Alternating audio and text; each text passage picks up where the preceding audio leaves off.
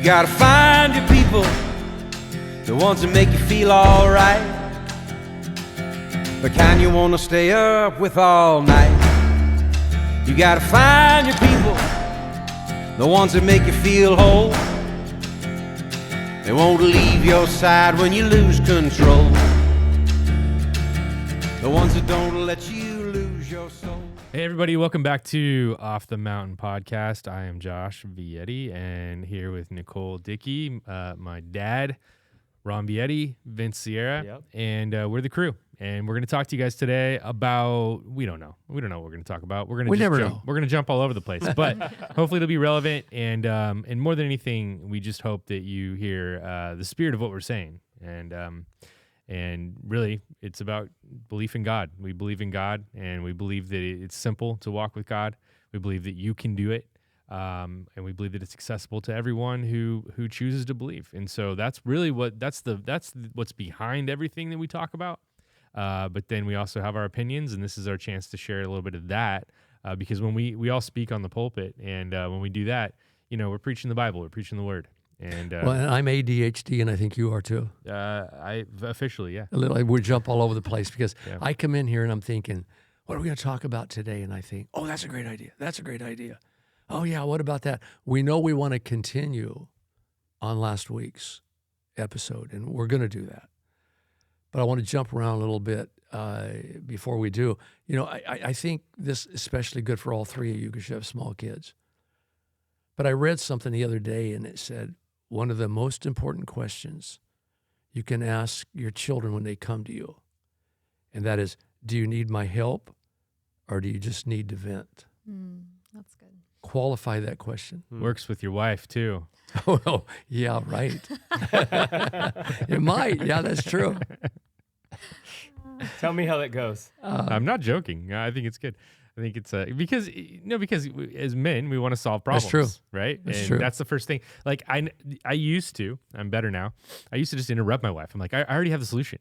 Like I already know I already know what the problem is. I understand it. I understand the solution mid sentence, and that never went well. No. So that doesn't work. And I went through a lot of therapy and a lot of things. So I got my mind kind of fixed a little bit, and so now I just listen. I hear what she has to say, and I think I can figure out whether it's a time to let her vent or if it's time to, Well, you know what? I did something like this today, and I thought of this old story of a student that went away to college, called home, and said, "Mom and Dad, I got to talk to you on the phone. I met this boy, and we started dating, and we kind of, lost control, and he spent the night over here, and I think I could be pregnant." And of course, Mom and Dad start freaking out. I said, no. No, I was just kidding. None of that. I just got a couple F's on my report card, and I wanted you to know. Well, today I went to your mother, and I said, you know what? I said, I want to talk to you, but I don't want you to get mad. I said, it's about something. Already a trigger. Yeah, it was a trigger. Yeah. She says, I'm very tired today. I said, well, no, let's just don't talk about it today. Oh, no, what is it? I need to know. And I said, well, it's something that we've debated over for quite some time. And she said, well, what is it? What is it? And I said, no, you'll get mad. So I built her up to a place to where she thought this is going to be bad. She says, is it concerning this or She was this or already this? mad. She's already trying to guess. And I said, no. I said, do you agree that I work awfully hard and I make pretty good money, and sometimes I get some bonuses for some things like from Las Vegas or You wanted to buy speaking something. engagements. I wanted to buy some custom wheels for my car. And you know what? I built her up, and then she says, oh, well, you can do that. Right. And I thought, well, you wouldn't let me months ago, but I built it up to such a degree she just knew it was something worse. But anyway. That's a hack. That's a life hack. So for more tips and tricks on how to manipulate your wife or Right. husband, But here's the thing. We Tune know in. Debbie Vietti, and my guess is she saw completely through that. yeah, I think so. Yeah, I think so. She's like, You know. Hey, I want to play something for you. I thought this was so cool. This is Jelly Roll. And if I can get this here, I want you to hear this. I'm not sure how much I even belong speaking up here right now, but just, and I'm nervous. I ain't been this nervous since I went to criminal court, y'all. This is a real thing for me. I'm sweaty palm, but I was listening to him and I was thinking about Matthew when he talks about the least. When he said, when I was hungry, you fed me. When I was thirsty, you gave me water. When I was in jail, you came and visited me. And I realized that I'm standing here because people took time with the least. And I want to give this message as clear as I can right now. The world is hearing about Jesus like they haven't in decades right now. There is a revival happening in the United States of America where you can't go on a corner and not hear about Jesus right now. And while we are hearing about Jesus, I encourage you to put faith on your feet and feet on your faith and walk out of this building and go do for the least. They've heard of Jesus, now show them Jesus. Go feed the poor. Go visit the ones in jail. Go show them who Jesus was. And we're done talking. It's time to show. I thank you for the Dove Awards. I think this thing is great. I think it gives alternative programming for kids at home watching this. My son's watching this. I think this is awesome. He gets to watch an award show like this. I thank God that I could see the forest for the trees. God bless y'all. Wow. Now that's Jelly Roll. I'm rolling with Jelly Roll, man. That's what's up. I mean, yes, that's the base match. Stand with the least of these. That's all. That's really good. I love that he said, and it's not. This isn't a down thing on Forrest Frank, but I did love that he mentioned it being an alternative place where kids can watch an award show and see, the glory of God. So that was cool for him to say that. But did you hear what he said? You can see it in every street corner now, and I think there's a lot of people starting to recognize right now something's going on. Yeah. Blake Trinan for the Dodgers, the other night, a while back, he got up and said, hey, I prayed. It was God. Right. And it seems like Christians are now bolder than ever. Are you seeing this? Absolutely. Jelly Roll says something's going on. Can't you see it? Yeah. And I can see it. Can you see it? We've lived in a world that has been obsessed with acceptance of everyone. And we've talked about that even recently.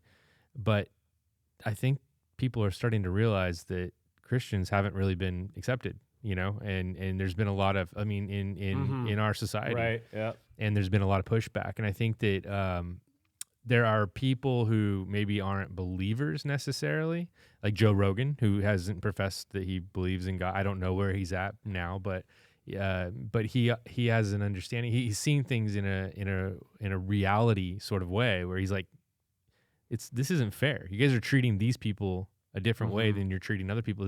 You guys are being you guys are being hypocrites. And meanwhile, Christians, for the most part, unfortunately, there are some people that will do or say stupid things, but for the most part, Christians try to emulate Jesus. And Jesus is the one who said, turn the other cheek. Jesus is the one that said, love your neighbors, and then also love your enemies. Right? Well, we had talked about this earlier before the broadcast. We're not to go around judging people. We're to go around preaching the gospel. Yeah. This hilariously good news. Come to him and he'll change everything, and on and on. And that's what Jelly Roll did there. I mean, I didn't think Jelly Roll was for real at first. I thought maybe he was one of these guys that would not hang in there, and he still might not. We don't know that. But I like what I see right now. Yeah. So anyway, I thought I'd play that for you at the beginning and just say, hey, that's pretty refreshing. Really cool, yeah. And it is neat because it's Forrest Frank, wasn't that his name? Forrest Frank. Is that the guy's name? Forrest Frank. What is The it? kid, Christian artist, the kid yeah. that, yeah. Yeah. I mean, he had a different take, and it was did. equally cool. Yeah. And it just shows that individuals are all different. Yeah, I mean, we live in a world where everyone has a voice if you Yes. want it. And, whether you have social media friends that are hearing what you're saying, or maybe people in your neighborhood or at work or wherever, you have an opportunity. We all have an opportunity right now to make it clear that we believe in God and we believe in Jesus, and that's in a way accepted, but in other parts of the world, people are getting killed for it. So, who knows how long this time is going to go, where there's a little bit less, Very true. blowback. I don't know how long that's going to last, but we're called to be bold in these seasons, and then we're also called to be bold in the seasons when it's not easy. Did It's you like being a Dodger fan. Did you see Blake Trinan the other night? Did you see him take his hat off and pray on the mountain? Yeah, absolutely. And actually, it was funny because I said, oh, no, Blake did horrible last time. He's got to do better. And Debbie said, your mother said, why don't we just pray for him right now? Yeah, Right now. yeah. I said, let's do that. And we prayed. You said you did prayed too. for him. I prayed for him too. I was praying hard. Boy, that was a praying hard. miracle. Yeah. That was not good pitching, and he got out of the inning and won the game. The Lord moved that batter out of the way. He almost hit him. But you know, we've been Dodger fans for a long time, and there are many seasons where it wasn't good, where they didn't make it to the playoffs or they didn't do well, right? And then the last few years they've done really well, and so it's really exciting to be a Dodger fan right now. And so it's the same thing with Christianity. It's really exciting to be a Christian right now. I've seen people say that they believe in God that I've never thought would ever say that. Right. Like, oh no, I've been a believer the whole time. It's like, Right. oh, okay, really? That's awesome. That's great. But let's use this. This is a season. Yeah. This is a wave, right? Let's ride this wave out as much as we can, and let's use this as an opportunity to be bold, to talk to people because they might be more open to it. But remember, when it gets hard, because it will get hard again, seasons always change, that we have to continue that boldness. Yeah, and then again, this was a week ago. Blake Trinan, when he did this, people might wonder what we're talking about, but that was a week ago, and since then we've seen some cool stuff. But I don't want to talk about the Dodgers right now. Yeah. I almost feel like I need at this point in the podcast a little cool tune that comes in, and call this something like the Practical Corner. The Practical Corner, because I want to get practical for a few minutes before we get spiritual. And I read an article about a week ago, things people are disliking as they get older. And although you guys aren't nearly as old as me, these things are becoming a reality in my life, most of them, not all of them. And you're getting a little older, and you might see these come in increments. You know, for example, it says as you get older, you start not liking crowds like you used to. Excessive people things. And now I'm getting older than you, and I don't know where our audience is out there, but more and more, I don't like crowds all the time. Are you guys getting there at all slowly? Or Absolutely. I feel old right now just listening to that because we don't even go to the fair. We don't do anything because there's people. Now, see, I'm just the opposite. I go to the fair because there's animals. I don't go for the people. I go for the animals. I took my family and stood around 2 hours 3 years ago watching the birthing of cows. Oh, man. That's what I'm into. Hannah and I were going to a concert here in town, and it was a popular country music guy. And we rounded this corner. It was out in Shafter on a farm. And I saw the traffic, and I said, babe, I'll take you to any steak dinner you want. If we just cannot have to wait in this line, please. And she's just like, it'll be okay. And I'm like, oh, I did not want to fight that crowd. But I went for her. So you're already struggling with this a little bit. Oh yeah, yes, I'm tapping out. I think I'm old. I feel like I can name some of those things on the list. Well, it says that older people are not going out a lot because they can't afford the things out there. Like, for example, I hadn't been to a movie for a long time, and I went in and expected to fork over $1.75 for some popcorn. Boy, was I in for a surprise. Oh man, it's funny. Man. Yeah, everything's expensive, man, right now. And number 3, of course, loud bars and restaurants. That kind of goes along with the other one. And number 4, I like this. It says as you get older and older, you come to a place where you don't have very much patience for pointless drama.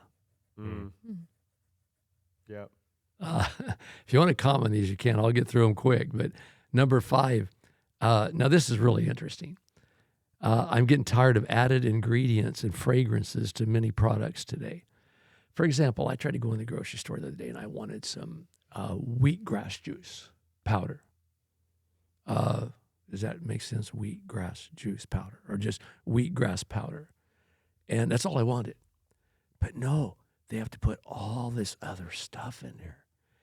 And I go to the store, and I want to buy something because I'm hungry for it. Well, have you ever tried to make 20 other things in Have there. you ever tried to make your grass from your front lawn into powder?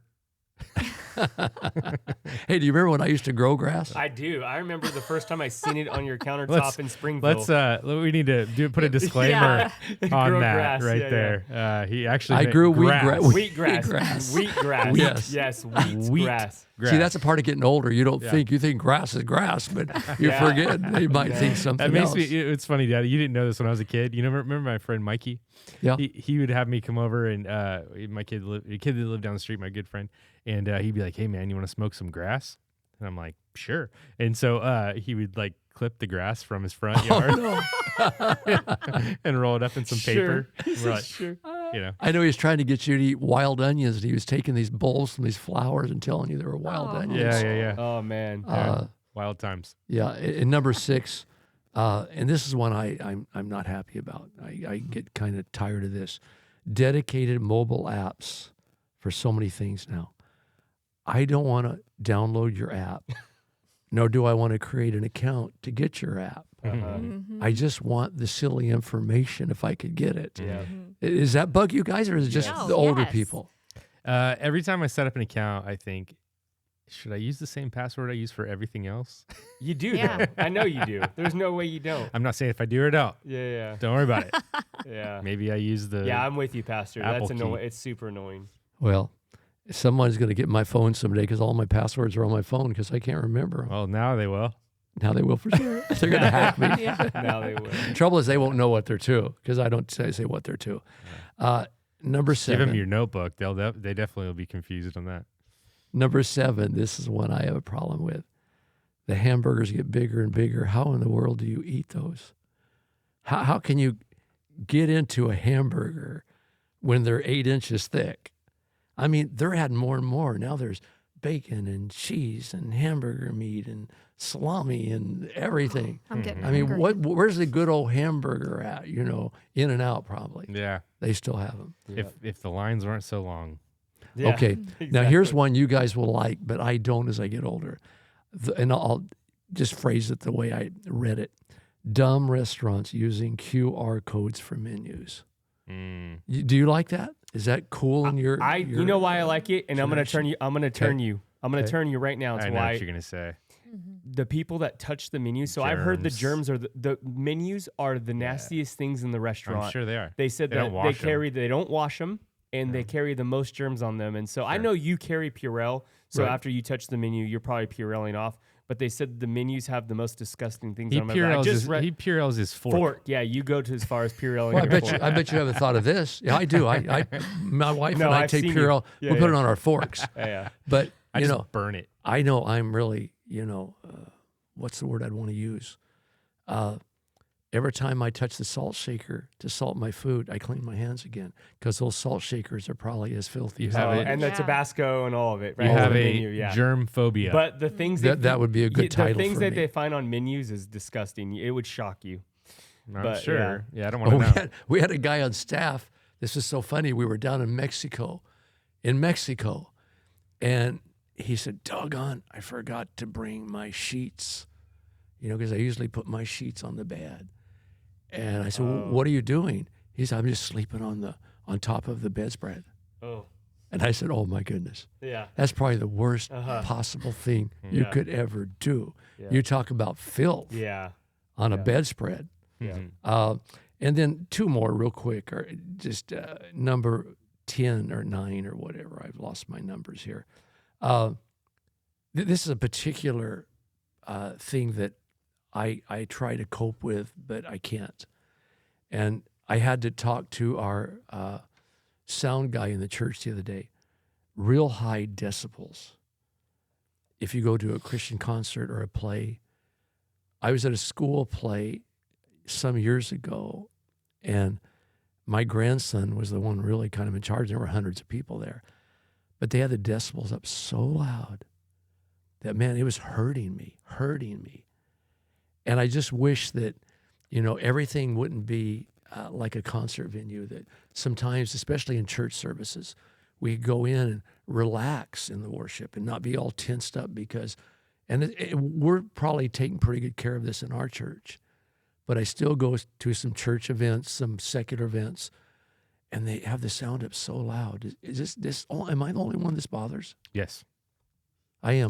You guys all like it loud. I was just thinking, I don't like when you go to a restaurant and it's really, really loud. And Yeah. it's No, hard to there's talk to your different friends. environments. Yeah. And look, if the sound hurts your ears, is that what you're Yes. saying? It's going through your chest. Then that's Hurting not- your ears is going through your chest. I do wish, and there was a way, and I think there is a way to do this. Maybe Vince is gonna probably say no, but like I don't know. is there a way to where people can sit in certain sections of the church? I'm thinking of a church because that's what, Oh yeah. where it's like not as loud, and then people can sit in certain sections where it's like louder. I don't know. Like, Are you saying have an old person section? not necessarily old. I mean, there's people that are more sensitive to loud noises. An earmuff That's section. true. There are young Earmuff people- section. yeah. Here, guys, for all you guys that are.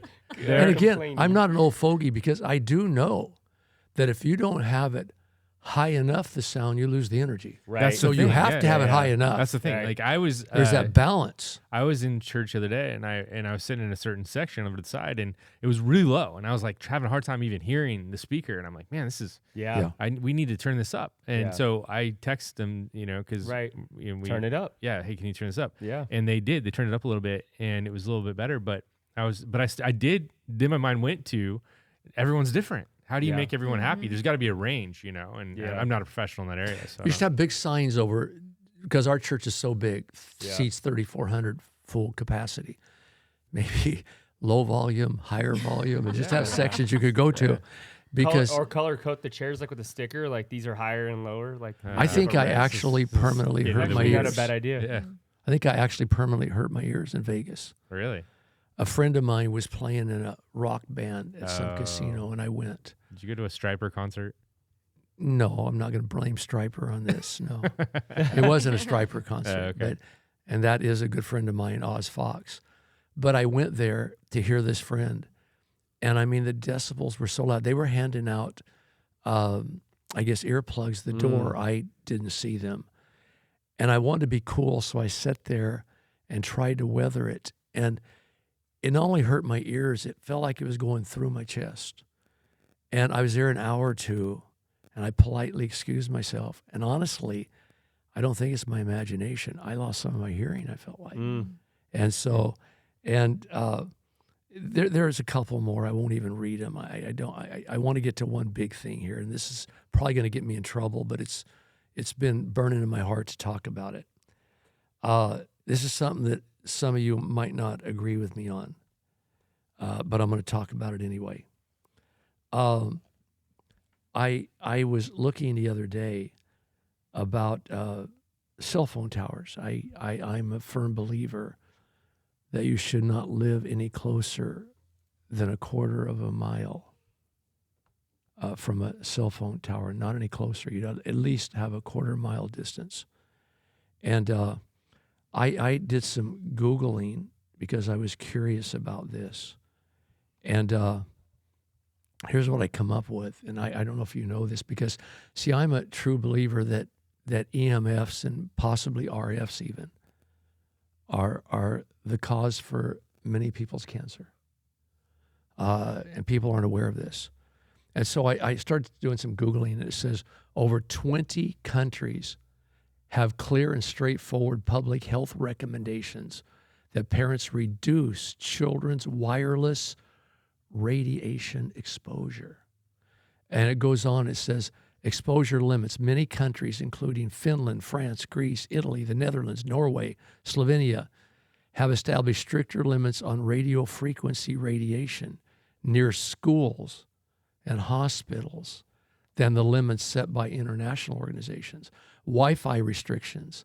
Some countries have specific laws about Wi-Fi. For example, France bans Wi-Fi in daycare and nursery schools, and it's turned off in elementary schools unless in use. Now, see, I did this all the time when I did have Wi-Fi. I don't have Wi-Fi anymore. I have cable internet. I plugged my computer in, but at night I was for sure to turn the Wi-Fi off in the house when it wasn't being used. It went on to say radiation monitoring. Switzerland's government monitors cell tower radiation levels, and Greece has strict limits, even measuring the radiation levels. And some countries, it says, have recommendations or rules to limit children's exposure, ban advertising to children, or have banned mobile phones for Wi-Fi in schools entirely. And it goes on. And it gives the different countries and gives what they do. And some of them are even trying, I believe, one or two of the countries, to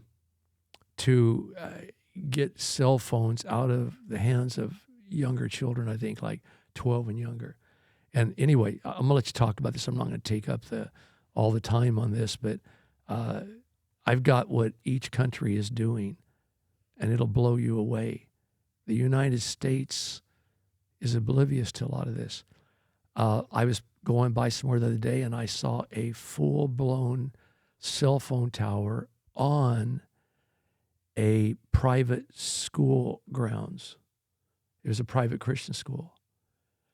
So those children are being exposed to RFs and EMFs 40 hours a week, some of them. Mm-hmm.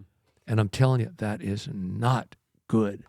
And people need to be warned that there are certain people, and even children, that are hypersensitive to EMFs. And I can use myself as an example. Josh, you know the story. But I think EMFs had something to do with my cancer. We used to live right under the high wires, the wires that brought power from Southern California to Northern California. This was back in the 90s, early 90s. And at that time, I didn't have a computer. They were not, I don't think, in full bloom at that time, at least laptops and everything. People probably had them, but we didn't. And I got curious about these towers because we were directly underneath them. And so I went and bought my little EMF meter. I might have got that later. But I started writing to different countries because I know at that time, I think Switzerland, some of the countries were doing stuff with EMFs. And I got this big stack of paperwork. And basically, I was hearing this same thing over and over again, that if you're exposed to too many EMFs for a long period of time, it could cause cancer. And the main cancer it causes is leukemia. Mm. And I learned that from all the information I collected. And one day I was praying, and I felt like I heard God. I heard this echo go over in my mind over and over and over and over again. It said, move. You're supposed to move right now. Move. Get out of this location. Get out of it. And it was so strong that I put my house up for sale that day, or the next morning, I think. Sold it and left. And a year later, I was diagnosed with leukemia. Wow. And so then I talked to two other people who lived on those high wires. And one guy came over one day, and he had just had cancer, and he couldn't talk right. He had a big old scar and place on his face. And he came to tell me that his wife just got diagnosed. And I thought, we're all living under these wires. I don't think it's true for everyone. But they say for children, it's really, really a problem if they get exposed to EMFs and RFs. So I'm just saying to our people out there, try to live at least a quarter mile away from cell phone towers. And I think we need to push this a little bit in our communities and be aware of it. Yeah, I think a lot of people don't even know about it, Pastor. I think there's a lot of people that are, kind of ignorant to it because they've never heard of it, and they're just like, oh, those can cause damage, and they cause other things. You mentioned cancer, but they're tumors and stuff too, right? That yes. Like, yeah. And then I know autoimmune diseases. Is that another one that they mentioned? It could do a lot of things. It could do anything from allergies to cancer. In fact, I think if you just took your phone or whatever and Google right now, how far is it? What is the distance that's recommended to live away from cell phone towers? It's all over the internet. I mean, it's not just somebody being petty, but he'll say a quarter mile. It's been said. Well, we're addicted. Right. We're addicted to consumer, behaviors. We want to always have the best, and we want to have faster internet. We want to have faster cell phone service. We want the best of the best. And so what's happening is there's more towers going up. There's more EMFs flying through the air. There's more junk in the world. And so we're addicted to improvement. We're addicted to having the best. We're addicted to consuming the most. And because of that, it's affecting our health, and it's also affecting our minds. It's affecting everything. And so it's our fault. We need as people, we need to start choosing to have our voice heard and make different decisions. Could there be a reason for all the cancers today? I mean, it's a lot of the stuff we're doing. Yeah. And a lot of people think, well, I have to watch what I eat. And that's true. Yeah. Diet is really big. And I have to watch my stress. That's really big, excuse me. Yep. But they never think about EMFs, RFs. I mean, I was having cable TV put in my house at the mountains I have. Not this house, the other house. But long story short, the cable guy came and I said, I want a dish, some kind of dish network where I can, because they said they didn't have underground cable or anything. So long story short, he couldn't get the dish in the right place. So he brought in, correct me if I'm wrong, was it a router? It was something to He brought in a gigantic box, right? It was the size of a yeah. huge stereo speaker. Yeah, right. And put it in my living room. And I said, you're not putting that in my living room. Yeah. That'll fry me. Right. And so I said, no, you're just going to have to leave. I'm going to pay you for coming up here, and I appreciate it. But no, if that's the only way you can do it, you're not doing it. Right. And I had you come out and help me because I'm so radical. I plug in my computer. Yeah, but we're trading convenience for health, right? If it's convenient. So most people would have let that box go in their living room. They would have said, okay, I'm good with it. That's what gets me internet. Then I'm okay with it. And like Josh said, we have to choose whether we want the convenience or, we care more about our health. Do you remember in the 80s when my mom used to say, hey, don't stand in front of the microwave when it's on, right? Yes. And now look what we have like in our face all the time, our cell phones. And we used to be paranoid just about the microwave. Mm-hmm. That's true. Yeah. Well, you know what? It's very interesting what some of these countries are doing. Israel bans Wi-Fi in kindergarten, restricts Wi-Fi in classrooms, prohibits charging devices in classrooms so they can reduce EMFs.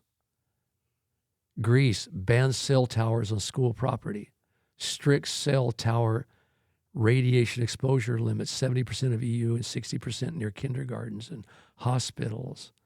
And it tells what Russia does and Switzerland, and they're all monitoring this stuff.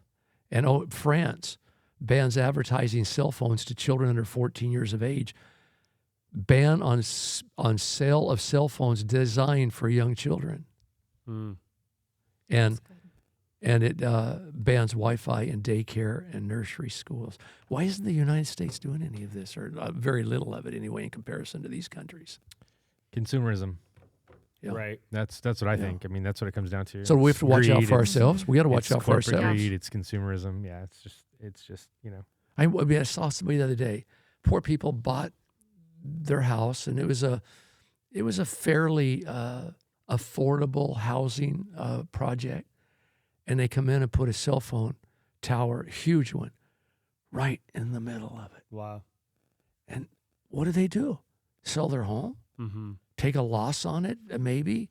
Not everybody can do that. They can't do that. Yeah, it's no. not right. I know. So anyway, that was my thought. I know we have to continue from last week. Any other thoughts? You guys okay with all this stuff I'm bringing up? I mean, I think people are interested in it, but at the same time, it also gives you a sense of dread. Like, what can I do? And I think that's probably the biggest frustration that we have when we see these articles. Is like, okay, well, I agree this could be a problem, but what can I do? And I think you can do little things, right? Like little things, like when you go to sleep, put your phone 5 feet away from you, so that you're not getting all that stuff when you're sleeping. Of course, you're still getting the Wi-Fi, the stuff from the sky, which you can't avoid that. But you can avoid things the most. You can avoid things best you can. I've heard like I'm just gonna throw out something I heard. I don't know if this is true or not, but I've heard that wireless earbuds are actually really bad for you. Right. And so I have wireless earbuds, and I'm like, man, I just got these. These are really useful and really nice, but I'm limiting the use. You go. I'm not using them as much as I would have. You know what I mean? Mm-hmm. Instead of I was doing the dishes the other day, and I like to listen to my podcast, so I'd throw my in-ear headphones on. Yeah. Instead, I sat my phone next to the wall, and I just played it. And Well, you know what? They're even selling paint today, where you could actually paint a wall. yeah, Say there was a wall that was facing the direction of the cell phone tower. You could actually paint the walls with this paint that's going to block the EMFs. there's a fine line, and I think when The paint kills you though. Yeah, right. I know. That's the thing. The VOCs. Yeah. The VOCs. Whatever. There's a fine line between just being bubble boy and actually, you do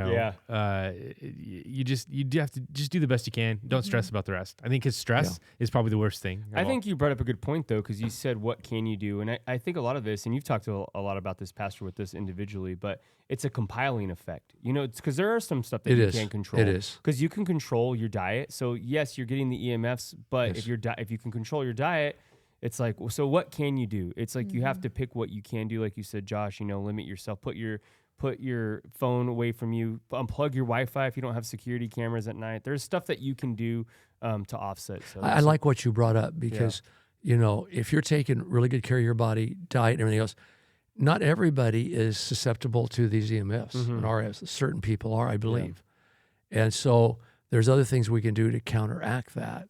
But it's a hard one because I don't want to be a Debbie Downer, but we have to make people knowledgeable of this because the Bible even says, without knowledge, people are perishing. Yeah. And so if I was going to put my child in a preschool, daycare center, or kindergarten, I would look around and make sure there were no cell phone towers close, because if they are, then I'm not putting them in there.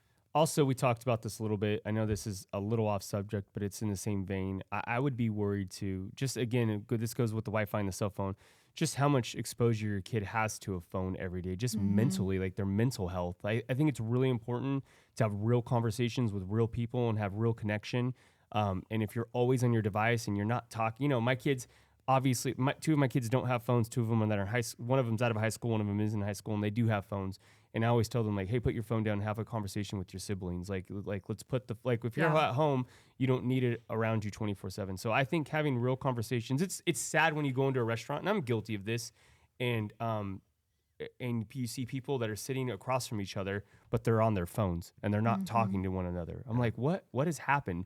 So I do think we're setting our kids up to have a lot of mental health issues in the future, and I think this is just part of the problem. But I do think there's some, again, like you said, Josh, it isn't just doom and gloom. There's stuff that you can do. I told my wife the other day, I was like, I want to just throw my phone in the river. Like, I'm over it. Like but I know that I can control it, so I need to stop. I need to put it down. Whoever's going to call me, I'll get back to him and say, like, I don't want to even have this device in my vicinity, right? Because it is like anybody can get a hold of me at any time. Right. It's causing extra stress in my life, and I know I can control it. On the other end, say you're the person trying to get a hold of somebody, right? Give them grace. Like if they don't get back to you right away, that's okay. Right. Give them time. Right. Like they're probably busy. They're not ignoring you. They don't dislike you. But there's an expectation, because we have cell phones. Like, oh, they saw it because we even on our phones it shows the check mark. Right. They read my text. Yeah. They better get back to me right now. And I do that all the time. I'll read a text and I'm like, I need to thoughtfully respond right now. Right. Because I'm guilty of doing the thumbs up all the time. Yeah. I need to thoughtfully respond to this, and that's going to take me 10 minutes. I don't have 10 minutes right now. So I'll read it, and then I'll okay, I'll do this later. And then sometimes I forget, which is terrible. Right. So I understand. But I guess I'm asking for grace for myself. Yes. More than anything. I didn't even want to bring this up, but if I could save one child's life, just one. Yeah. Sometimes we can't just stick our heads in the ground and forget about this stuff. Well, somebody out there is probably thinking about this already. Maybe they read the article. Maybe it's the Holy Spirit is putting that on their heart. If all 20 of these countries is taking this stuff this doggone seriously, then I don't think I'm off at all. But even Josh, you're really into mental health issues today. Could all these EMFs and RFs and everything be messing with our brains and be responsible for some of the mental health issues we're having? I have no idea. Yeah, I wonder if it could be. It's possible. You'd have to read studies, and the thing is, have there been studies done on that? I'm sure there has. No, dude. I literally, I wish I had to. I wish I had the article to pull up, but they were talking about they did it on lab rats, and they basically had a Wi-Fi unit in this little earbuds in their ears. No, they basically had a unit that was putting an RF from a Wi-Fi unit. Right. And they were saying how much more destructive those it was bothering them, the frequency. And obviously rats are different. They were in the study they said that they didn't know if it was just because of the frequencies that they were bothered. Right. But I do think there's something obviously on a biological level that is happening through Wi-Fi. Well, spiritual, there's such thing as a spiritual oppression. We know this from the Bible. We've taught this for a long time. And, spirits are in another realm. You can't see it, right? Right. Can you see an EMF? So there's something. I don't know if spirits are emit any type of like electricity or anything, but if they do, then that could Does be wireless charging an blow interesting your thing mind? to look at. Like wireless charging? Like A little bit, yeah. Like how do you put something down on something and it charges I'll be it? honest, everything that's happening is blowing my mind right now. Everything. Well, see, I have a personal reason to attack this too, because I do believe that those EMFs has something to do with my leukemia. Yeah. I do. Right. I mean, there's coincidences and there's things like this that go, wow. I mean, I told you just the way it happened. Leukemia, these towers will cause leukemia if you're getting EMFs. And we were right directly under them. And they were huge. All the insulators on them, man, they were huge. They were pushing a lot of power. And so anyway, you do the best you can do. And if you want to write me and talk to me, I have all kinds of ideas. I even bought blankets before that you can sleep with at night that block the EMFs. There are a couple things, just really quick, because I love that you just reminded me of something. One, if you have young ones and you have a Wi-Fi, move the Wi-Fi unit out of the kid's room. That's definitely. It's so easy. Just Definitely. even if you're not sure about it, just do it. It isn't going to mess up your internet. Or turn it off at night. Why do you need it at night? And the other thing is, some of you guys, most of us now that are in California, we have smart meters on our home. And if you have a kid that has if you can move their bed away from that wall that has the smart meter, again, you may not fully buy into it, but why not? What does it hurt to try? We did that. Remember, I talked about smart meters in one of my health classes. And so we went out. A lot of people asked us to come out to their house. We had some rather expensive EMF readers. And people had some of their beds of their children and themselves were up right next to the wall with a smart meter. And it registered pretty high. Yeah. But if you just move the bed across the room, the EMFs fell off real quickly, and it was okay. But so again, there's a fine line between being a Debbie Downer, and yet saving one kid's life. And I've said on this for a long time, and I finally said, I'm going to talk about it. I might offend some people, but I'm going to talk about it. And so just do the best you can do. But the alternative I don't like of saying nothing. Yeah. I don't know anybody who'd be offended. I think that if anything, people are just stressed out.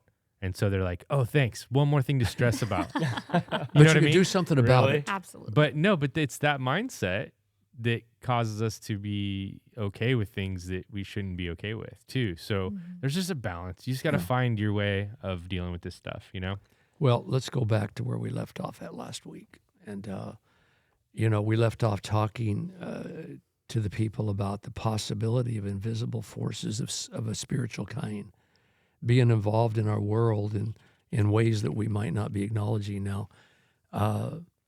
As we continue today on this subject, I want to make something very clear, and that is we're not trying to get you to believe a certain way as much as we're just trying to present you with some situations that you might want to consider as you develop your opinion in some of these areas of life. Let me just take you to this point here, and then we'll launch off into conversation. It's a big universe out there, and I don't assume to know everything there is to know about it. And I don't think we're alone in this universe. I really don't. And so let's pick this up from last week. We left off with AIs, but I want to take you in a different direction in a moment.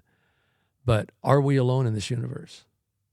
Are we alone? Is it just everything's out of protons, neutrons, electrons? Is that it?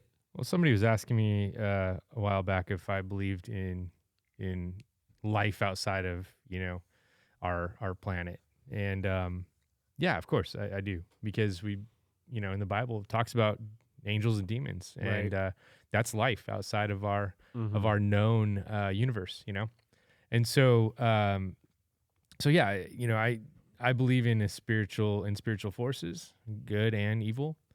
And again, like going back to the oppression thing, if you're a believer in Jesus and you have given your life over to him, I don't believe that you can be possessed, but you can definitely be oppressed. You can definitely be affected. And a good example, you did a teaching a long time ago. This is actually a perfect example of it. You did a teaching a long time ago where you play different songs in church. And you played a country song, sad country song.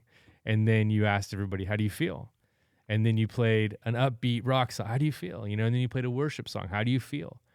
And to me, those are spiritual responses. Those are things that affect a part of us that it's hard to understand, but we feel it. We understand it. Have you ever talked to somebody and you felt really uncomfortable? Have you ever like had a conversation with somebody and you're like, I just want to get out of here right now? That's a spiritual response. Yeah. Have you ever talked to somebody where you feel the opposite? You feel, man, I feel really comforted by this person. Like I want to be closer to this person because I just enjoy their presence. They make me feel good. I think that's a spiritual response. I know. So here's another thing too. Here's another evidence, another bit of evidence I have for this. We preach on Sundays, right? I feel bad saying this, but it's the truth. You guys are getting a version of me on Sunday morning that is different than me on a Monday night watching a Dodger game. Really? Okay? Really? Yes. Right? I know you're not shocked, but I'm saying like we pray. I've spent hours in prayer, right, Nicole? Yep, I've absolutely. spent hours in prayer, and I feel like when I walk on to that stage that I'm way more prepared, spiritually speaking, to where it's more of God being honored and more of his words than mine. And there's a difference that I feel. And then I, go home, eat some Taco Bell, and I'm back in the mix of regular life. And it's just different. And there's a spiritual thing going on there. Yeah, but let me say this. Obviously, we're not saying we're hypocrites. That's not what we're saying. But you know what? Human. That me on the pulpit is the same me 4 or 5 times during the week when I get anointed about something. And, Sure. And even talking to a person one-on-one, I start quoting the word, and that is the same me in the pulpit. Absolutely. But I know what you're saying. But when I'm watching a a Dodger game and I'm like, Right. beat that team, like, it's just a different vibe. I heard a story about you, Pastor. I'm gonna rat you out on the air. But somebody came by your house last week while you were watching the Dodger game, and they said you're in there watching the game, you're into the game. And then they saw Debbie, and she was in her little room. She's in her room reading the Bible, and they're like, "Oh, that seems opposite for Pastor." Well, if I remember that correctly, I wasn't real friendly neither. I was watching the game. I wanted to get back to the game. The person didn't say that. I'm sure you know who it is, but it was funny because he's like, funny. Debbie's reading his Bible, and there's Pastor watching the game. I was like, that's hilarious. What are they doing? Yeah. Roberts knows better than that. But no, it's not a hypocrisy thing. It's just there's a difference when I'm chasing my kids around the house, trying to get them to go to bed, than there is when I'm in worship mode and I'm just still and I'm quiet. Like there's a difference, It's still the same but you're not walking around your house giving just profound words. But it's a different. There's Josh, a difference. I'll give you a perfect illustration. There was a book out years ago called The Quadruplex Ministry, and it showed the 4 faces of the angel, and one represents an ox, a lion, an eagle, and a man. Each face is different. And the writer, I think it was Merlin Carothers, I'm not sure. Don't quote me on that. But it says that we go through these changes all during the week.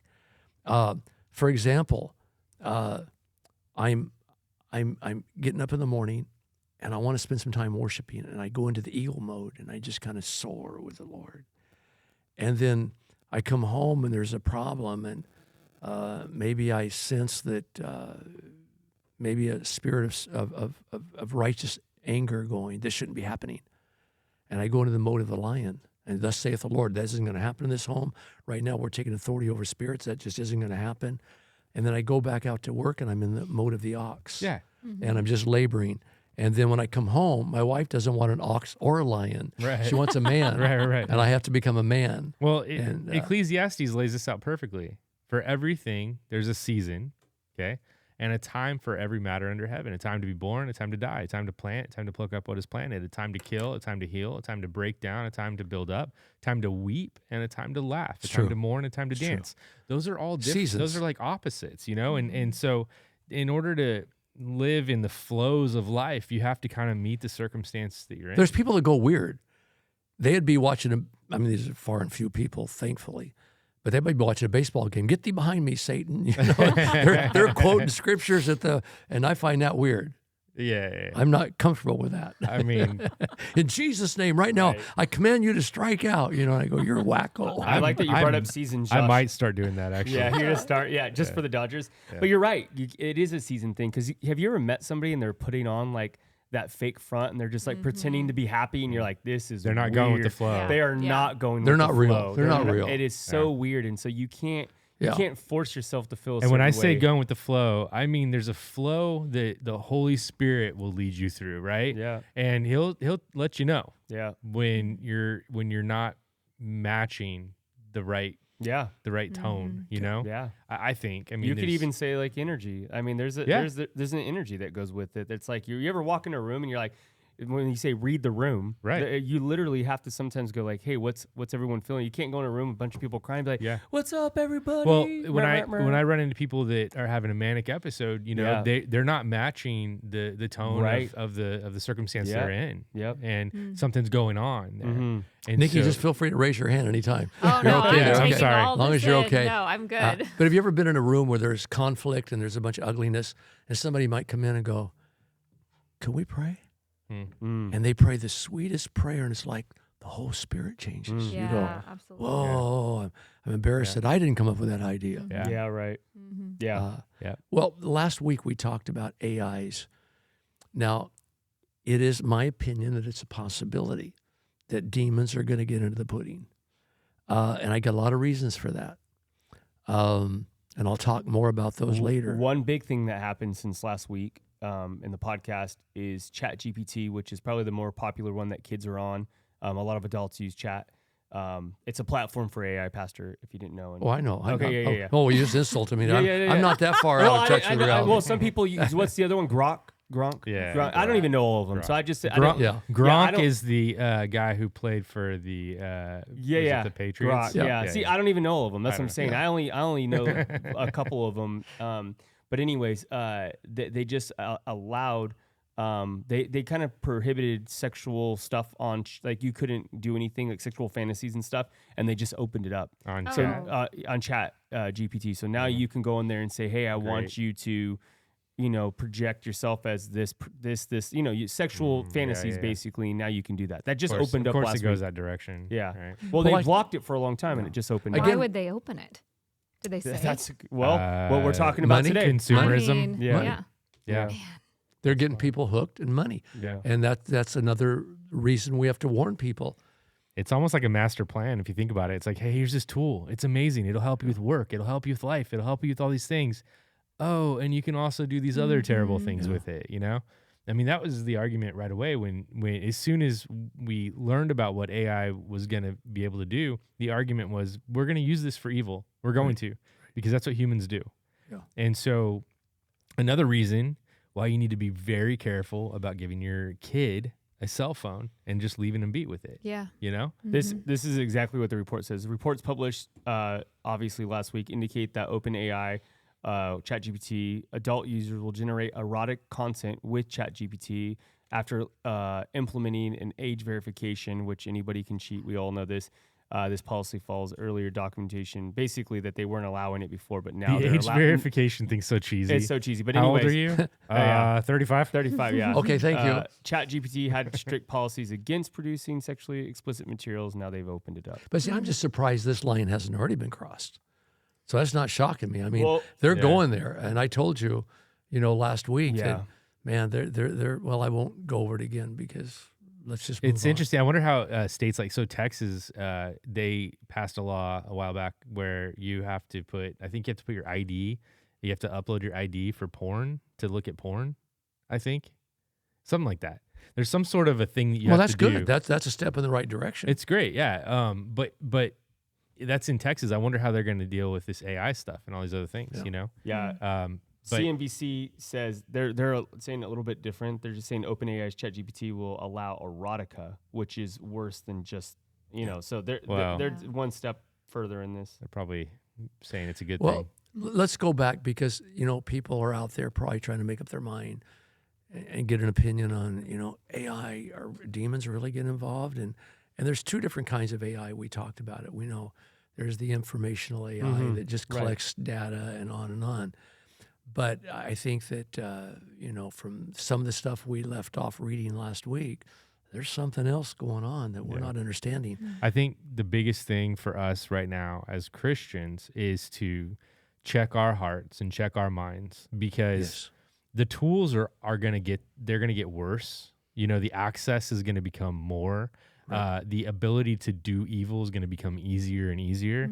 We have to be in a place where our minds are good and our hearts are good. Because if we're not, we're going to reach for that terrible thing. We just will eventually. Maybe it won't start with, one horrible thing, but it'll start with slowly with little things, and it'll build up. And so we have to be careful to not compromise the little things. We have to be very careful. A lot of verses that speak to that, and I could start pulling them out.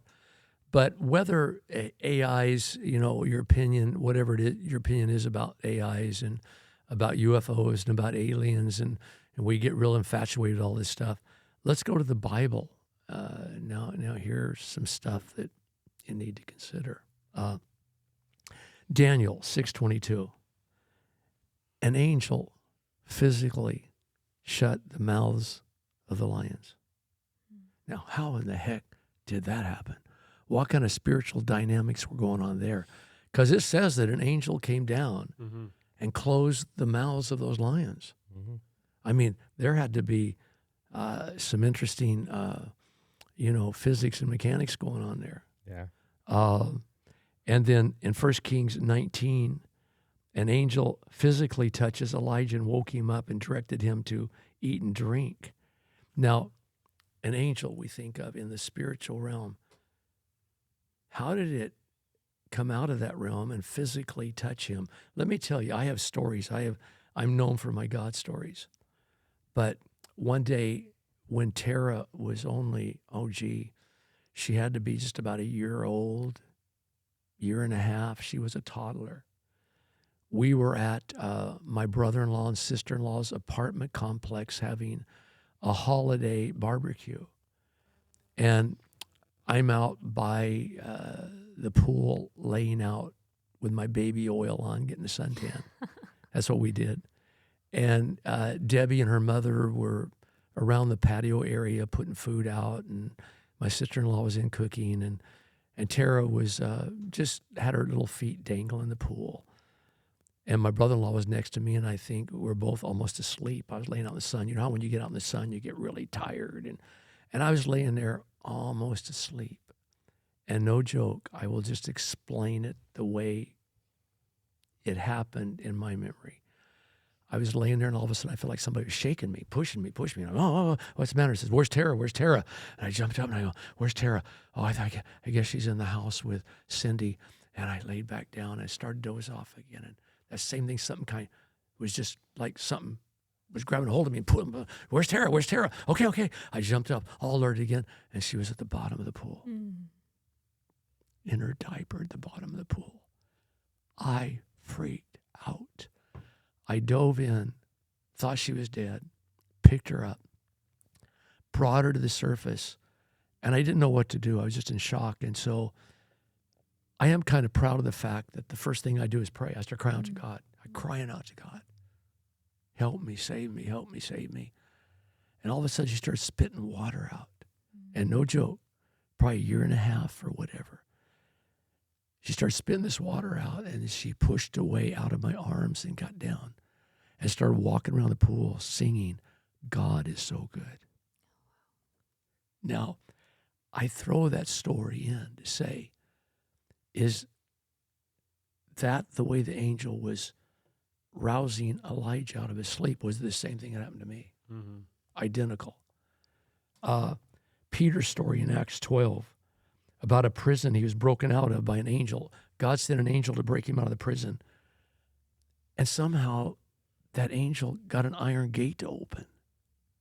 Now, how does that happen? Mm-hmm. How does a spiritual force cause an iron gate to open? Paul in Acts 16, him and Silas were in prison, and they started singing praises to God. An earthquake came, but the earthquake, it unfastened all the chains that were around their hands. I don't know how that happens with an earthquake, how those chains get unfastened and off their hands.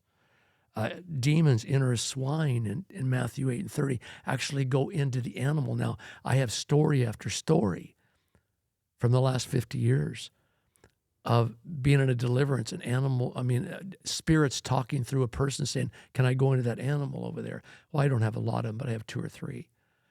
One day we're in a park, and the spirit spoke through the person's voice, and they were foaming at the mouth. It was just like The Exorcist on TV.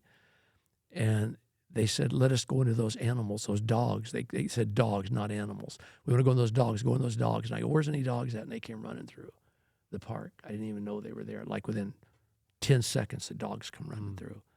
Let us go into those babies. And I didn't see any babies. And within about 30 seconds, 2 women came along with strollers.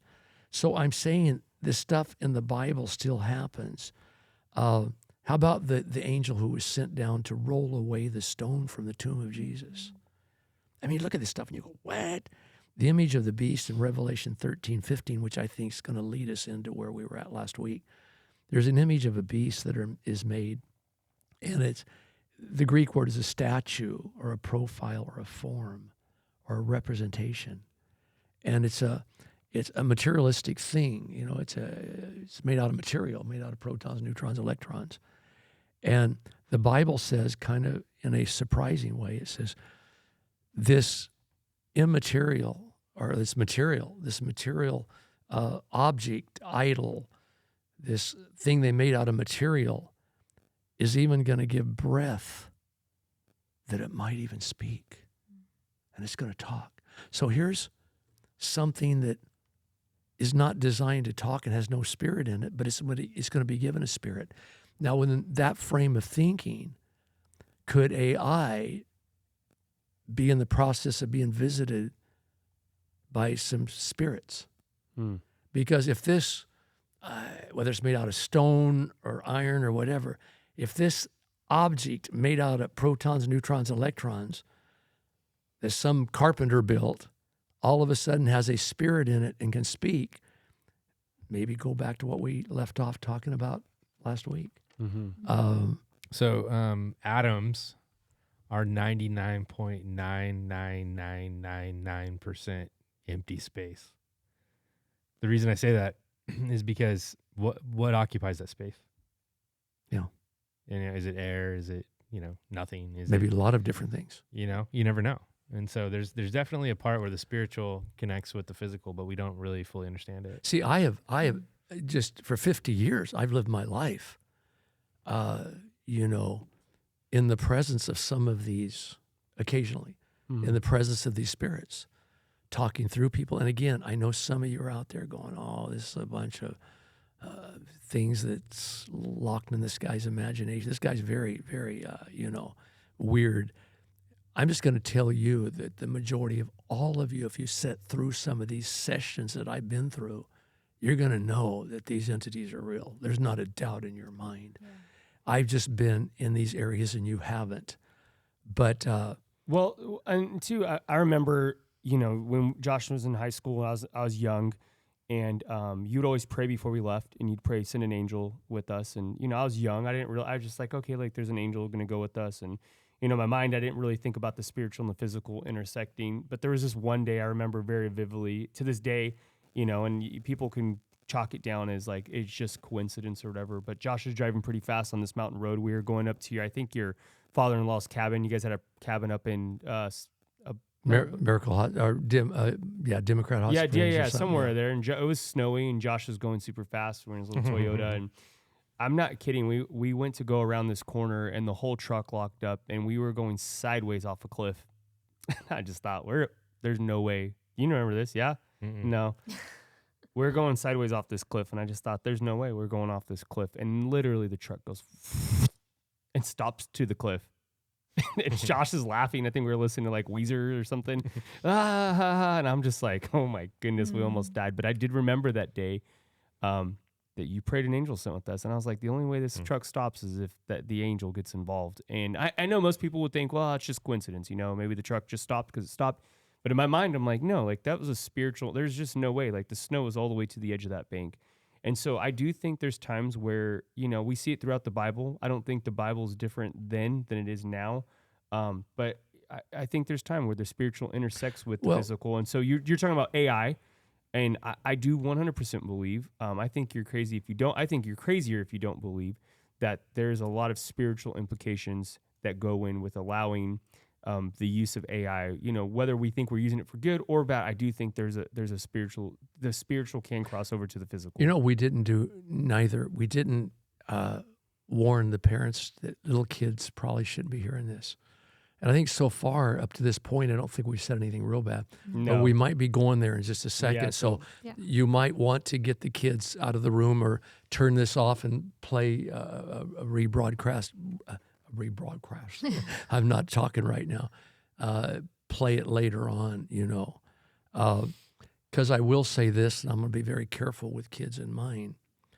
But I've had 3 times in my life where I've been called out to people's houses who, in these 3 particular situations, they were kind of alike. They collected old dolls from a way back, dolls. They were kind of creepy looking even in these 3 cases. And I don't know why I came across in 50 years 3 different people collecting dolls. But in these 3 cases, all of them said they were hearing stuff at night, and I'm going to leave it there. And I went out and prayed, and we made some adjustments and got rid of some dolls and different things, and it stopped. And I won't go any further. You can use your imagination for the rest of that. But what I'm saying is none of this is too far removed from what we've been talking about. And so I think what Vince said, I think you're quite foolish out there if you think that everything you see out here is made out of protons, neutrons, and electrons, just 3 basic building blocks. There's a lot going on. And so I'm just trying to say people laugh at, or I shouldn't say people laugh at us. I kind of get amused with people who say, all of a sudden there could really be aliens. There really could be these things. Well, the things we're talking about, there's no could be in it. Yeah, they're there. They're there. They're alive. They're present. Yeah. And they're acting. One of the things, you start listening to popular podcasts, Joe Rogan, Josh mentioned Joe Rogan earlier. They will constantly say, and Josh, you can back this up, but they will say, we are messing with stuff that we know nothing about. Like we are above our heads with AI, with where this stuff is going. And one of the things, I think one of the things that blows my mind is that we just keep going deeper. Like we keep digging, like we're like, Fast. well, what's behind it? Really, really. Real And that's fast. another thing they talk about, Nicole, is I was listening to the Red Clay Strays, and they were on there with Joe. They're a couple of those guys in that band are believers, and they're just saying at the speed that we keep opening these doors was like, one of them said, it's like God has to come back. Like it just can't keep going this way because it's just too much. We're exposing stuff that we're not supposed to expose. Well, my kids are even at a point where they're like, hey, let's, like the other day, let's find out everything we need to know about water buffalo. Well, you just ask ChatGPT and you get everything you need to know. But the problem is we're training people just to go there to ask questions. And that's not the Holy Spirit. Like we still need to be going to God to ask questions. And I think we're training people to just go to AI. Let's just go get a quick answer. But then it starts applying to other areas in our life. And then you start seeing suicide with the kid I think from ChatGPT. if the mark of the beast is anything, it's going to be something that connects you to AI physically. Well, they're already saying that. Yeah. Oh, they already have that connected, Josh. That's what it'll be. That's the game over for me. Yeah. That's where I'm like, I'm out. Well, what about this beast I that ain't can doing talk? that. It's going to kind of take over at one point. It's not the beast. It's the image of the beast. Let me correct that. The beast, we know what that is. But it's the image of the beast. I hope I said that earlier. And it's going to kind of take over the show. It's going to cause people to have this mark, and it's going to start giving some orders. And so we're there. I mean, I said something last week about now they have, maybe I didn't say it last week, but I saw advertised somewhere these robots, life-size, that you're going to be able to buy for around $20,000. And they're going to do your laundry. They're going to go out and help you get your groceries out of the car, bring it in and everything. And the guy who was sharing this, it's going to be great until they decide to kill us. Yeah. And then we're going to be in trouble. So I have a bug zapper in my yard, and I have a lot of mosquitoes. And I always think about the mosquitoes that get together, and say, hey guys, listen, whatever you do, do not go toward that bug zapper. Like people go and they never come back.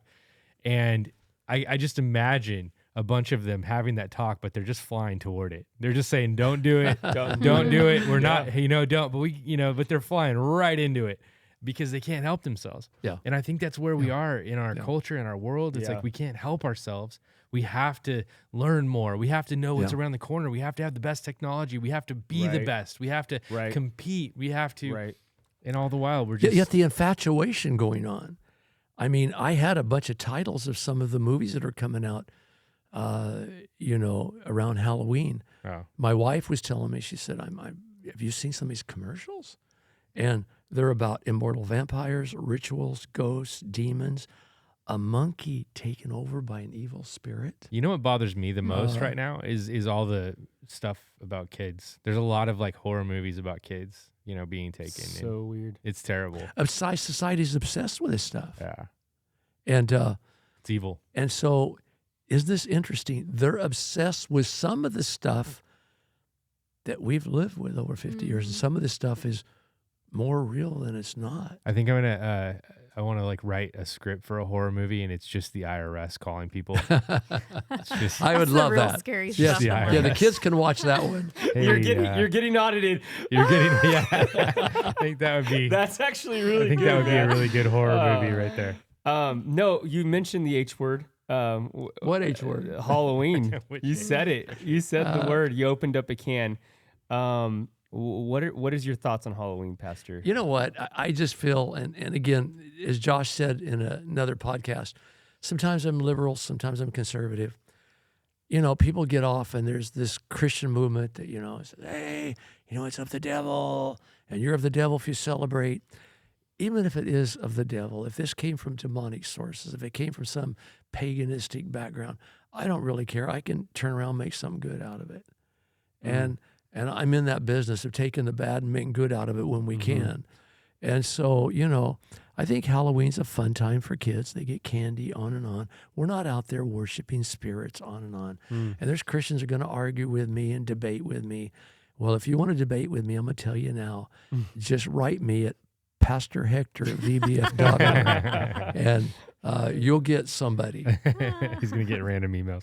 That's a good take. I like that you said you can take something that was meant for evil and turn it for good. Well, And that's that- what Christmas Yeah. is. Right. Sure it Christmas is. Right, is- yeah, It used to right. be winter solstice. I just had Oh, this yeah. chat with my Yeah. kids. Yep. I It used to explained be it to a them. pagan holiday, and I the mean, church said we're gonna cover that with something good, and, Right. and that's what you can do. With Yeah, these Halloween, too. Christians that are making big deals out of this, I can start pointing out so many hypocrisies in their life where they're not being, they're not going straight across the board with their beliefs.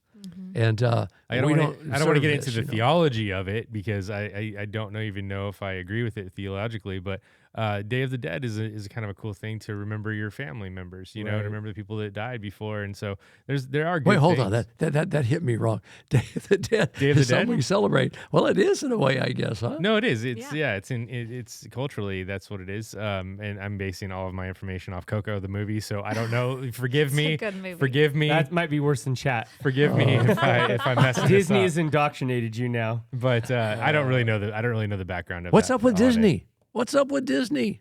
What do you want to know? You know what I'm talking about. You watched Talking about the lady.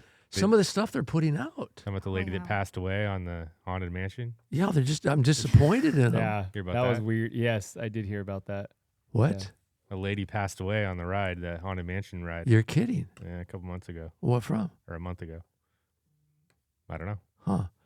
That's very sad. But I think it might have been just like a heart attack, but it's just like, we do those. We take those stories and we put a story behind it, Yeah. And there might be something there, might not be, I don't know. But I think that what we need to do more than anything with holidays like Halloween, which is kind of meshing into Christmas now, which is really weird. Have you noticed that? Like when you I go to have, like Lowe's or yes, Home Depot, it's like yes. It's all Christmas Christmas decorations decor. and Halloween decorations. why don't we just combine them all? Well, Easter, that's what they're saying. I think. Halloween, Yeah. Thanksgiving, Christmas. Make them all one big confused But, holiday. I mean, take Easter. That's a perfect example. Easter's a perfect example. Oh, yeah. There's a secularization of Easter, but Right. Easter is. I mean, that's our holiday. That's like Right. that's I think Christmas is definitely Right. there too, but like Easter's the one where we really celebrate what it means to be a Christian, and so I think that we as Christians need to just make sure that we keep those as sacred days for us, for our faith and for our Yes. families. Yes. And, do the best we can. Vince, what's your face saying? What's going on? No, I love what you're saying. I think you're right. Obviously, my kids, we know they do the thing, but What's the thing? Easter eggs? No. I'm not talking about. It's just talking about the H word. Still, I'm calling it the H word. Got it. Because I laughed. Melanie from stage, she said, "Hey, we're having our thing on Halloween." I said, "You said the H word from stage," and I said, because people get, like you said, Pastor, people get weirded out by fall it. harvest or something like that. Yeah, we didn't call it. She said on the day we do a fall festival or fun fest or whatever. But anyways, the reason why I watched a couple podcasts, which again I shouldn't have done, and one of the ones had an ex-Satanist on. The first one I watched had an ex-Satanist on. I think I sent you guys the article, and he was talking about how basically he was a Satanist priest. I don't even know how that makes sense, but he said that Halloween was basically their Easter. Like he's like it was a big deal. And he's like, and we would love when people, put the decorations up in their house because they didn't, whether they knew it or not, they were allowing spirits to visit them. And every time they opened the door to the knock, it allowed a spirit to go in. Now, again, this is a guy who spent a lot of time as a Satanist priest and it's like, he's just basically saying, if I were you, I would be careful. And then I watched another podcast with this lady who was an ex-witch. And she said that she would pass out, basically she'd pass out candy, and she was basically praying, over the candy, and it was just really, really weird. And it just got me thinking. I just said, man, I do think there's, we should be careful about what we allow in. Use a lot of wisdom. A lot of wisdom. Like as far as, like, hey, I know some of you guys like to have a lot of fun with it. I just think that we do need to use some wisdom and say, what are we allowing? Strict boundaries. Mm-hmm. Cause it made me think. My kids were like, Dad, are we not doing Halloween anymore? Because I got I think I told you, I was like, kind of threw me off for a couple of days. I'm like, dang, like, I don't want to be dumb to it. You live out in the woods now. You got a whole, you have a little commune. They do like a hayride out there. Yeah. My commune. My commune. They have like a hayride in my neighborhood. But no, I just thought, I don't want to just throw this away and be like the EMF thing. It'd be easy to dismiss you today and say like that doesn't mean anything. Mm-hmm. So for me, when I listened to it, it made me stop and think and say like, do I need to be careful about what do I allow? In my house, and like how I go about it. I think without ruining the holiday. I love what you said. You said it best, Pastor. I think that we have to have boundaries. We have to have common sense, Holy Spirit sense, and say no, we don't do that, and we don't do that. But as far as dressing up like Daffy Duck and going to the grandparents' house, getting some candy, there's nothing really wrong with that. You don't want your kid to end up like Willy Wonka. He was mentally disturbed, poor guy, and his dad never let him have candy ever. It was a very sad story. Right, there's a balance. Very sad. Yeah, it was just interesting. It's like I think what threw me off is that guy was a legit, like this guy had good credentials too. He was an ex-Satanist, and he was coming from a place of trying to help. He's just saying, hey, let me explain what was happening this day. Oh, there's some houses that in our neighborhood on Halloween when we walk around, and I'm like, nah, not that one. Yeah, kids, come here. And but for what I've been told, there is some real bad stuff that happens on Halloween. There's some. I would assume some witchcraft stuff going on. Real bad. Well, stuff. they were talking about both the witch and the ex-Satanist was talking about sacrifices that happened that day. Yeah, and they said it should be a day. Real. It should be a day of prayer too. I'm not so sure. We did it 1 year or 2 years in our church, and you might should do it again. But I remember we called for a prayer meeting on Halloween just for like 30 minutes or an hour to come down and pray, and then go do whatever you're going to do. Have fun. Be careful, but we prayed because there could be innocent kids sacrificed on this particular night in this season. Mm-hmm. And so we've got to take it seriously, and I don't mean to laugh at all of you out there who's making a big deal out of it. I just think sometimes you go a little too far in it. It's also there's got to be balance. It's also a good opportunity to be the light in darkness too. And so I think like say a few extra prayers that day. Yeah. Watch your kids. Make sure that you know where they are. Make sure that they're safe. But also spiritually, just, cover them, like you said. Well, I've had people come to me every Halloween.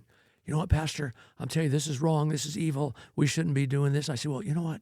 That's cool perspective. So you go home and don't do what you don't think you shouldn't do.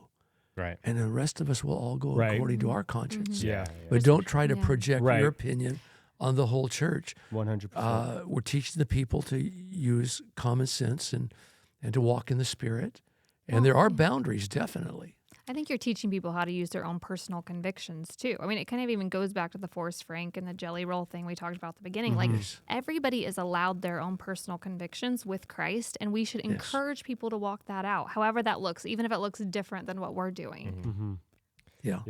And I think we can turn our kids away from Christ if we're not careful, or at least quench their love for Christ if we don't present these things in a very spiritually balanced way. So the history of Halloween is that it started with Celtic origins, with some nasty stuff and weird stuff. But people believed that on that day was the time when spirits were most connected to the physical. So that happens. Then somewhere between the 7th and 9th centuries, I'm not sure the exact date, but Pope Boniface IV, him, remember him? He established All Saints Day, which is All Hallows Day on November 1st, right?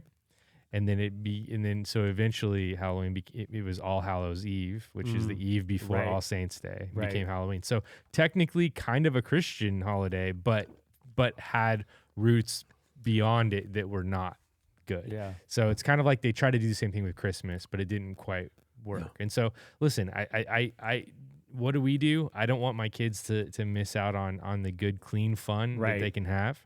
And so they dress up as their little characters and what they want to do, and they get candy, and we talk to our neighbors. I mean, it's one of the only times, and this is terrible, but it's one of the only times of the year that everyone's available to talk. I have conversations with my neighbors. That's when I met. They come to your house. That's when I first met my neighbors. And it could be a very good thing, but you have to be militant, I think. And you get an excuse for a night, be the person you always want to be. These muscular guys always want to take their shirt off, so this is their chance. These girls dress up like bar hops or whatever. Oh, goodness. And, you want to be a cowboy, you can be a cowboy. You want to be, in the Army, you can be a soldier that night. And so... well, you be concerned if you see the guy in fatigues 3 days later. Yeah. Stolen Stolen valor. You just got to be careful about that guy. Stolen valor. Well, I think that we've probably went long enough on this podcast, and so hope you got something out of it. We love you guys, and any last thing you guys want to say before we go off the air? Just thanks for hanging out. I know we talk about a lot of random things, but we're doing our best to make faith real, I think. Yes. And it's just we're living in the same world you are. We're all living in the same place, and we all have the same issues. We all have our kids have bedtimes, and we have to struggle with that. Apparently that's a big thing in my house right now. We all watch what we eat, we all are careful about that, but we have issues where I had, cheesecake the other night. Like we're all struggling, but we're all trying to do our best. And what I love about being a Christian is you put a little bit of effort into it, and God really does do the rest. And so I want to encourage you guys to just turn to the Lord the best you possibly can, because He's good and He will be there for you at the end. You may mess up, you may have problems, but make sure that you turn to God, because He's the one that will save you over and over. The world's going down in a ball of flames. I'm telling you, a lot of bad stuff's happening, but Jesus is in the saving business. A lot of gut checks if you're paying attention. Yeah. Anyway, thanks, guys. Love you guys.